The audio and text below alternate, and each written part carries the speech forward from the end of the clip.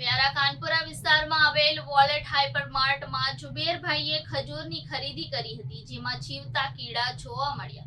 Vyara wallet હાઇપરમાર્ટમાંથી ખજૂરની ખરીદી કરી, જેમાં જીવતા કીડા જોવા મળ્યા. ખજૂરની ખરીદી બાદ ફરી બીજા પેકેટ ખરીદી કરતા એમાં પણ સેમ જ જીવડા નીકળતા સોશિયલ મીડિયામાં વિડીયો થયા વાયરલ, જેમાં જીવાત કીડા જંતુ નીકળ્યા છે. જ્યારે વધુ તપાસ કરવામાં આવે કે ખજૂરના પેકેટ તૈયાર કરતી કંપની પર પણ કાર્યવાહી કરવામાં આવે તેવી લોક માંગ ઉઠી છે. ખરીદ કરનાર જુબેરભાઈ દ્વારા શું જણાવવામાં આવ્યું, જુઓ અહેવાલમાં. હું આ મોલમાંથી રાતે એક પેકેટ ખજૂરનું લઈ ગયેલો, તો તેની અંદરથી જીવાત નીકળેલી.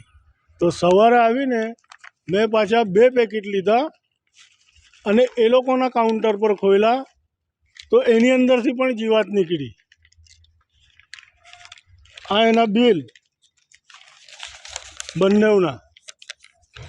અને હું બદલાવા ગયો તો મને હસીને બતાડીને એમ કે કમ્પાઉન્ડની બહાર રહો અને તમારે જો કંઈક કરવું હોય તો આ એડ્રેસ બતાવ્યું મને, આ એડ્રેસ પર તમે કંઈ બી કરી શકો એમ.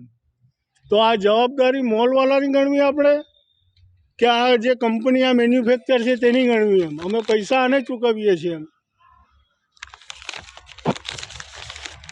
અને આ ખજૂર ખાવા લાયક છે, તમે જુઓ એમ.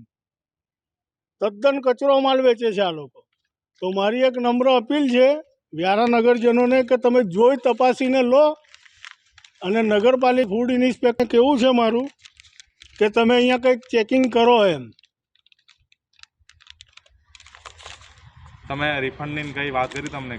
હા, અંદર મને ઓફિસમાં બોલાવેલો હતો, તો મને એમ કીધું એમણે કે અમારા હમણાં અધિકારી આવશે ને એક જ્યાં બેસેલો હતો તે માણસ હસી બતાવ્યો એમને કે તમે કમ્પાઉન્ડની બહાર રહો એમ, અમારી આ જવાબદારી નથી એમ. અને અમને આ એક્સપાયરી ડેટ બતાવી કે આ કંઈ પૂરી થઈ ગયેલી હોય તો તમારે અહીંયા કેસ થઈ શકે એમ. એટલે એમને એ લોકોની જવાબદારી નથી બનતી એવું તમને જાણ? હા, એવું જ કીધું.